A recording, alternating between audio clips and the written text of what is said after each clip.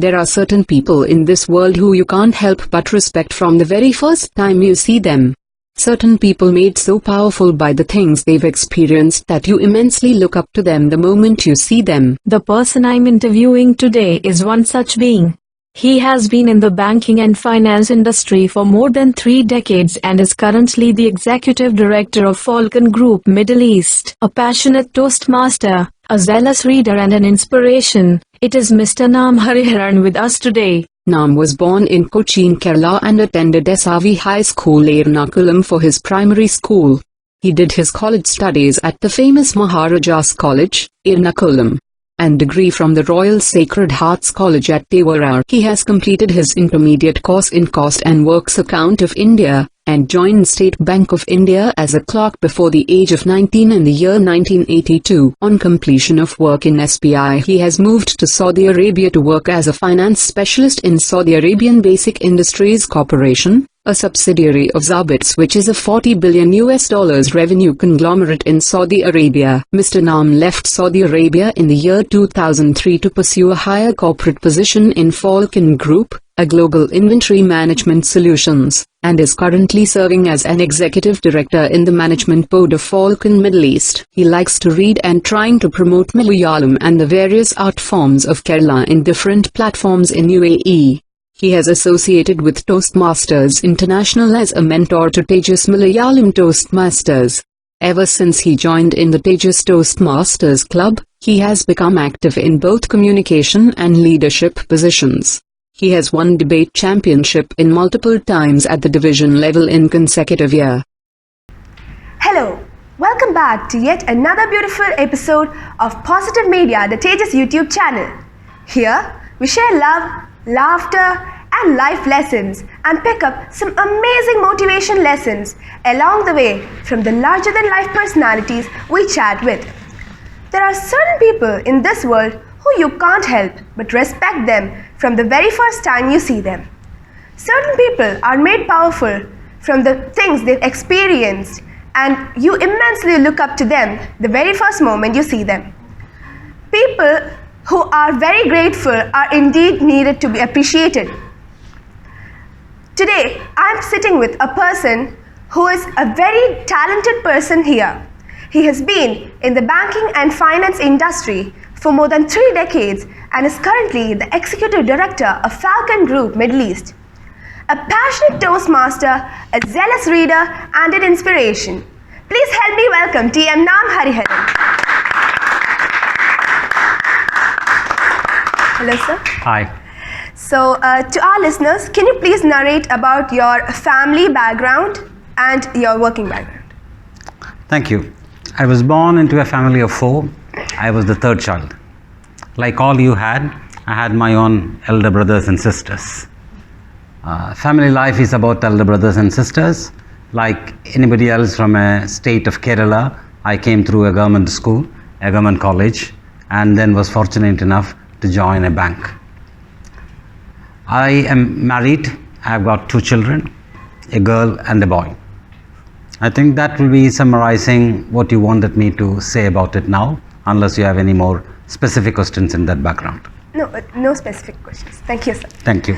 So, what is your advice to my fellow Gavliers who have the aspiration to work in the field of finance, since you've been in the banking and finance industry for more than 3 decades? Thank you very much. Being in the industry for 3 decades, that is 30 years, is not a big thing. That does not mean I know so many things. But we know a little. And that little I can always share with you. We always hear about changing times in respect of IT, medicine, robotics, space technology and so on. But an essential ingredient to all of this is finance. You need money to do this. You need a continuous supply of money to do this. And if you don't have enough money, half the way your project will shut down. And this happens in terms of personal life too. You see people having lots of funny stuff. They have multiple automobiles, multiple mobiles, multiple houses. Some even have multiple spouses. The problem is that maybe they cannot sustain with any of this. So one basic lesson that we should always know is, it's very simple. Always spend much lower than what you earn. That's the easiest way to be financially self-sufficient. So if you get pocket money, spend 10% less. Keep 10 dirhams in your pocket. And that 10 dirhams or that 10% over a period of 10 months would earn up to be a big number. I think that would be a very basic lesson I would like you tell my young cavaliers here. Okay. So, what is your success formula for leading one of the largest financial institutions in the Middle East? It's a tough question. Like any other place, Middle East has its own ups and downs. So the basic formula or the basic idea for all of us in our personal life as well as in leading a corporate is always to be one, stick to your agenda, stick to your time frame, which I think you get a lot of it from your Cavaliers and Toastmasters Club. Yes. It has to start at a given time, whether somebody is here or no. There is an old saying, the train leaves whether you board the train or no. You can't wait. It is another passengers to collect from the next stations that coming forward. And second, give your heart and soul to it. If you don't like it, if you don't have a passion for it, don't try to get into a job or a business which is going to be a pain for you and it's going to be a pain for the business. And thirdly, understand about that business. Read. There are so many others who have done so many things before you. You are never the first one, nor you are going to be the last one. There is enough of wisdom in the history. If you don't know that and if you are not going to learn about it, well, you are not going to start up anything from it. So be focused, be on time, and always try to understand more of your chosen line of profession.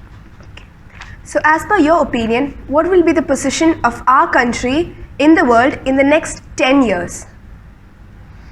It would basically depend on what we do for the next 5 years. Because the 10 years comes after the 5 years. Now, to understand that, we need to also understand what is our country's status today.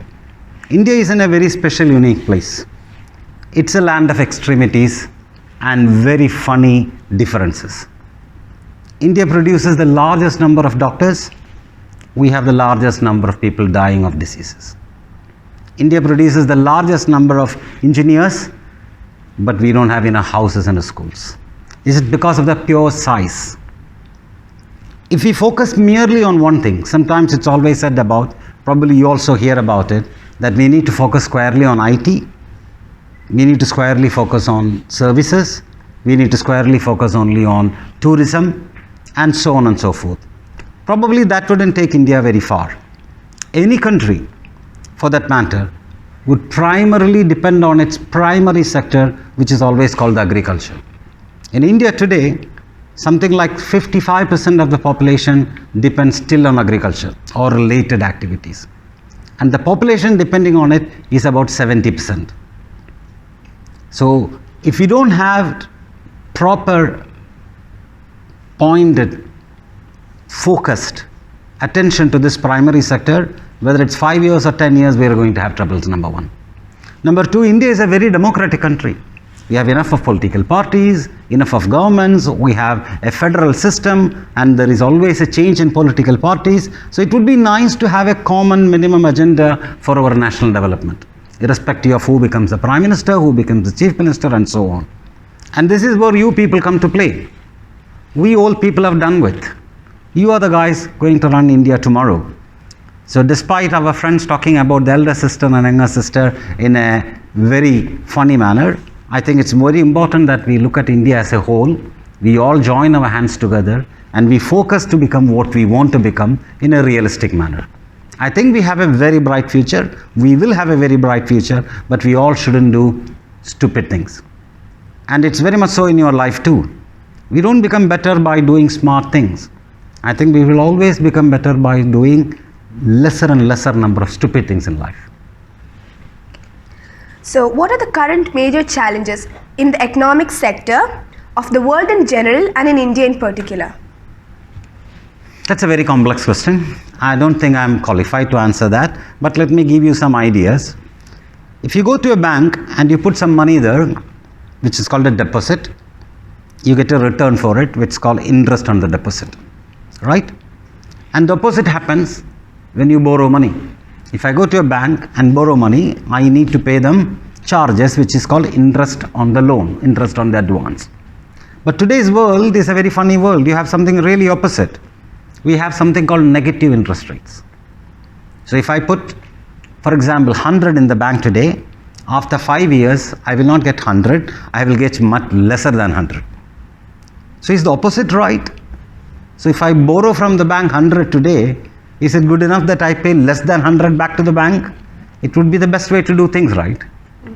So we are going through a very, very difficult, very strange times, which even economists have not experienced before. The population is rising, and we have very strange strata of population in different countries. India is at a favorite place because for the next 50 years, we are going to have a very high percentage of young people. Unfortunately, China and Japan is going to be on the opposite side of the spectrum, where they will have very old people. America, which used to be most financially strong, militarily strong, and also because of their economy, their dollar, world transactions, international transactions are denominated in dollars, they had a strength. But this is being seriously questioned by other countries, and happy to say a bit by India itself. So the world today is a very complex place. But the fundamentals don't change. What are the fundamentals? If you spend more than what you earn, if you go on buying things you don't need, you will soon have to sell things you need. If you go on buying 10 mobiles, 3 video projectors, 6 covers for the mobiles, probably then you'll have to sell your pencils and books which you need to pay for these unnecessary things. So the basics don't change. And I think again India had a very strong root. India has a very strong culture in adapting to these kind of changes. During the last global financial crisis, India still stood strong because of this culture.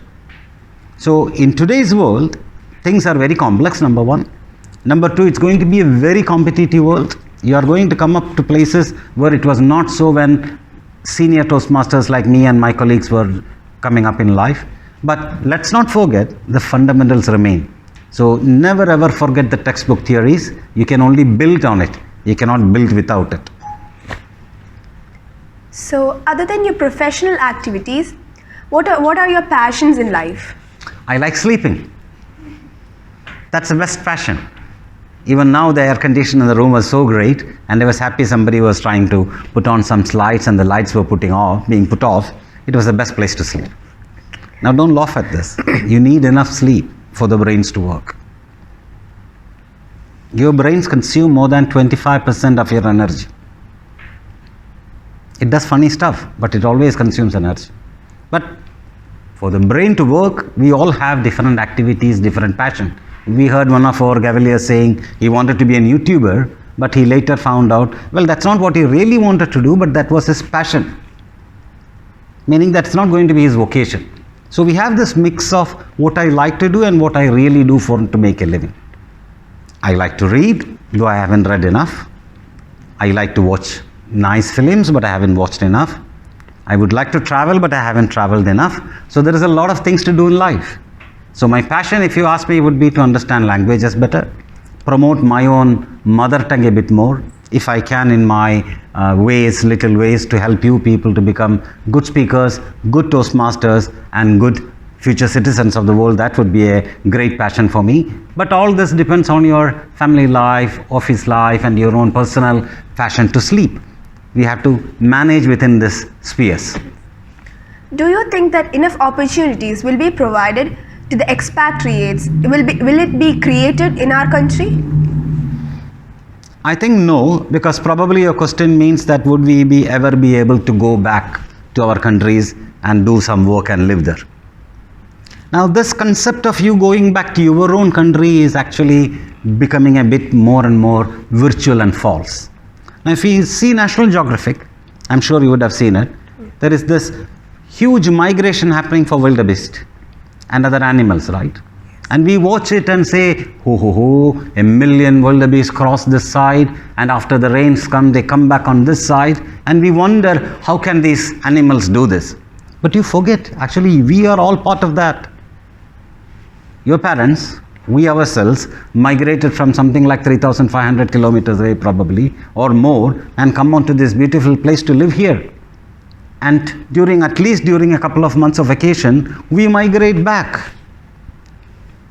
So probably I think the concept of not going back is going to happen. Probably we are going to go elsewhere. We just had a cavalier saying that he would like to be in USA and Canada. So he's never going to go back to his country and stop being an expatriate. Probably he's going to be an expatriate in some other country. So we are becoming global citizens. So going back to your country from a sense of point of would we have enough opportunities there is a good question. We hope India would come to that stage and would do that. But the reality that we are all going to be an expatriate, a migratory animal and continue to farther away places, not only on this globe, probably we are all going to go to other celestial bodies. Okay, so we heard that you're a multifaceted personality with keen interest in many art forms like Kathakali, Thullal, Chakyarkooth, etc. So, can you narrate your experience in these such art forms in your early life in Kerala? Kerala still continues to be imbibed with these art forms, and that forms an integral part of Kerala's life.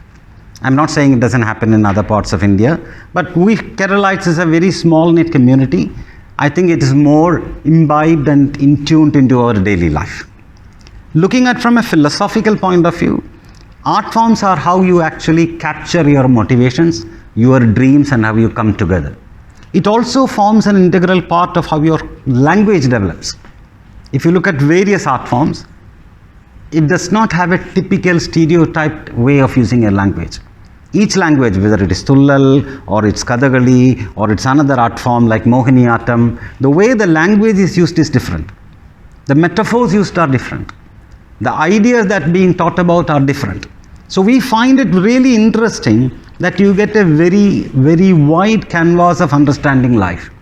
Even for the National Festival of Kerala, while it's considered something good, we have great classical forms like Kathakali and so on, there is a character which is called a buffoon.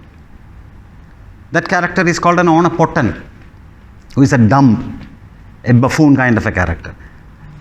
It's an integral part of life. You always see these kind of elements in your daily life or in your family life, but sometimes you yourself is one. You never know.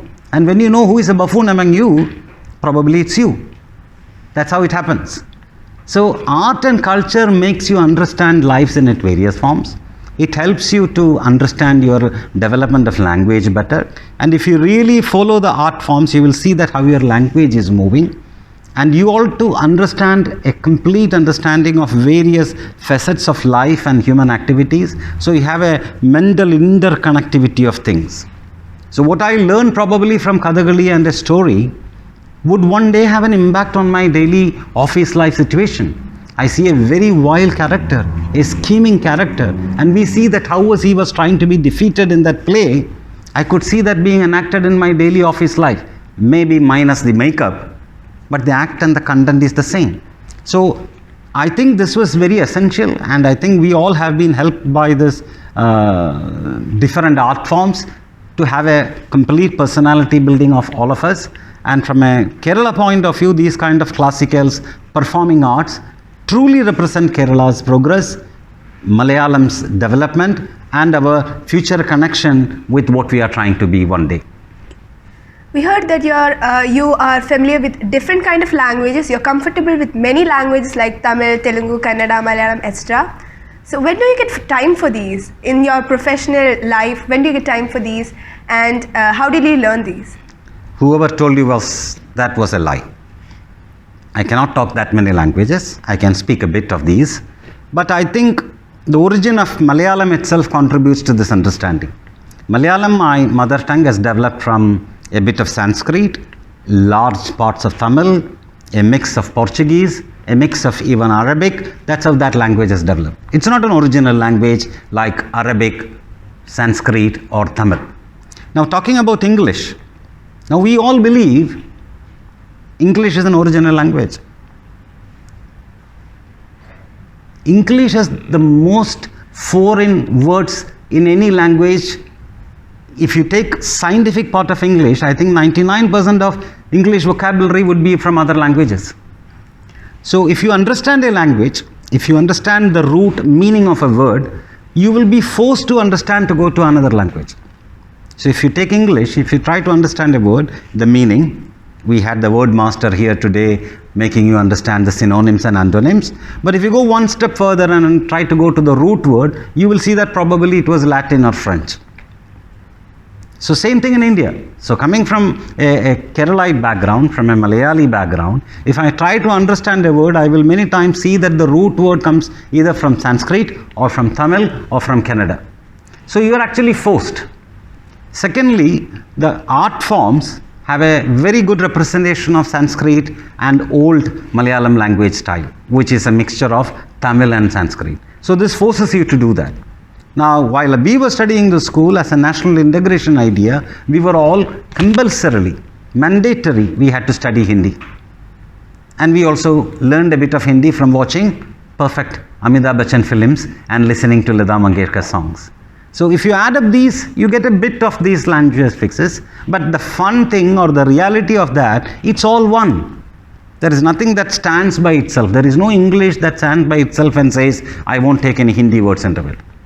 Malayalam cannot survive, it says, I will not take any English words into it. Arabic will not sustain and will not progress if Arabic people say, we are not going to take any French words into it.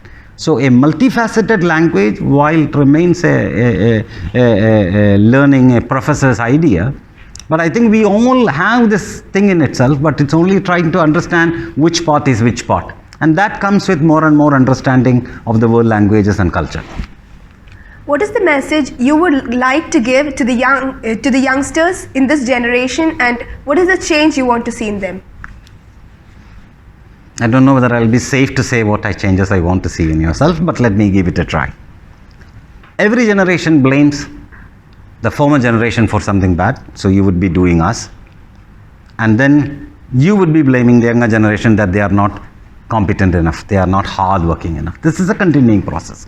But standing alone on a plateau, and we try to see what needs to be done, there is an immense pressure on you people, on this generation, both old and young and cavaliers, all the same, to make me very superficial. They don't want to have a deep understanding. They want to have quick responses. They don't even want you to have a complete sentence, not even use a complete word. You have all short forms for that. We are very comfortable with an old short form called ASAP. Maybe you have a short form today which my generation don't understand. Well, this inculcates a habit of not being deep into anything. Well, you all use English every day, but we don't know where does English originated from. We don't know what percentage of words used in English are originally English and is from other languages, because it takes a bit of time. That's what I said my favorite passion was to sleep.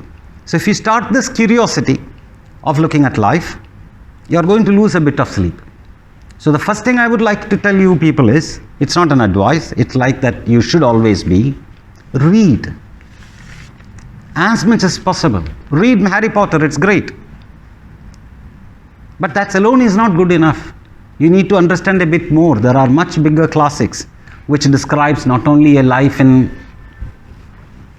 an augmented reality situation, but a real reality situation called either the Iliad or the Shakespearean works. That's part of the human culture. If you don't understand your history, you wouldn't understand yourself. And did you have ever thought why girls have long hair and they don't cut it short like men? So don't think it doesn't grow because there is a cultural thing. We heard an young cavalier speaking very greatly, very nicely about how the customs of Halloween has changed our culture. So she has spent some time reading it, or somebody who has read it has told her. So you need to try and understand, so you understand yourself better, so you get a better feeling of what's happening around you, number one. Number two, never forget, you are the building blocks. We are done. Your Toastmaster seniors and I myself are a done force. You are the ones who are going to make the world change. So if the building blocks are going to be of not good quality, don't blame others. You can't have bad bricks and a great building. You are part of it. So be nice, be best. I think that are the two things I would like to tell you people. Okay. The next question I'm going to ask is something that not everyone, but most of them in this hall wanted to ask you. Why are you always fearing about your wife and keeps telling about her wherever you go? That's an insurance policy. So if you're afraid of something really, honestly, you wouldn't talk about it. Take it Halloween.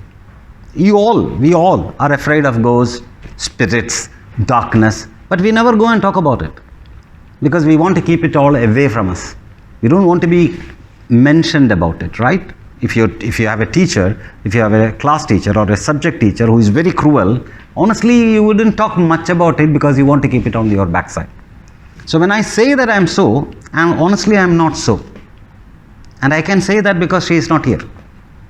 Had she been here, I should be more careful in my sentence. Now you are going to blame me that I'm going to use that example here again. No, when you use an example, when you try to juxtapose, exchange ideas of a personal relationship, I cannot take a third person and have any right on it. It could be misinterpreted. So if I take, for example, Mr. A said this and that, and this was my reaction, or that person's reaction to my statement was this, he might take an objection to it. He might say, you didn't take my permission. So I think I have a bit of freedom with my wife, who is my life partner, to use her more and more frequently. I'm not afraid of her. Had I been afraid of her, I wouldn't be using it more and more often. I would be keeping it more on a reserved platter. But despite that, please do not tell her when you see her. Okay, sure. So my last and final question. What is the message you want to give to the young entrepreneurs here and especially to the followers of Positive Media? This is a great step. I think you should continue. And I think I'm not the right kind of guy to be on your Positive Media. Probably I would be the kind of person how not to do things in life. This is a great step, but you can always start from bad, dirty, not so good people to go to good people, number one. Number two, entrepreneurship is a full-time job. If you ever think you don't have to study well so you can be an entrepreneur, you are on a wrong boat. It's actually the other way around.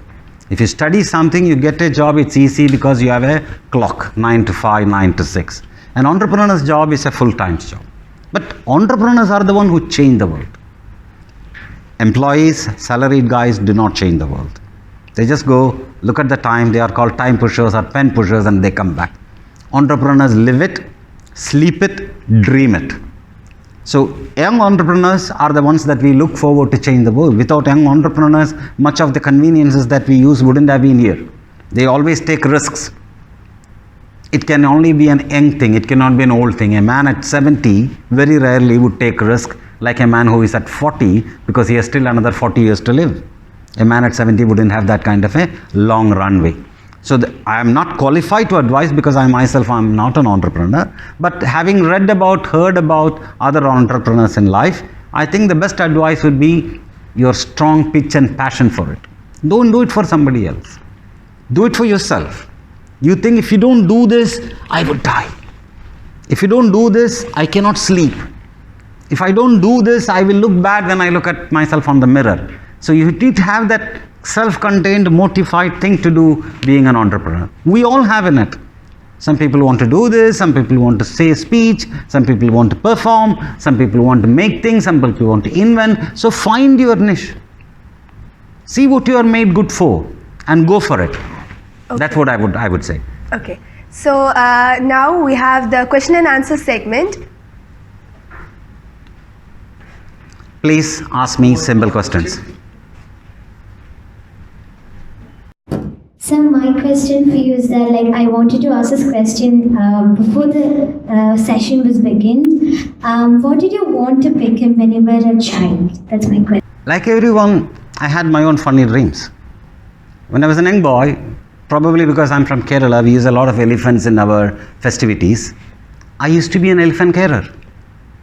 I thought it's great, a young man with a small stick is taking this huge beast, this huge animal. So I thought that's a great way to do things. But over the years, once I finished, I always wanted to be an engineer. I did even get admitted to a couple of engineering colleges when it was due. But unfortunately, I cannot pursue it for various personal and family reasons. Now I console myself, I'm a financial engineer. So that's how you look at life. Engineering does not mean engineering alone, and engineering does not mean it doesn't have any input of finance. This is all mixed up together. So that's a good question. Thank you for reminding me, Malavika. So, it's a really important question to me. What is one motto you think that as humans we really need to start addressing now so we can lead to a better future? Now, to try to answer her question, I think we must all address one home we have today, and that's this beautiful earth. And we are all being absolutely careless, I myself included.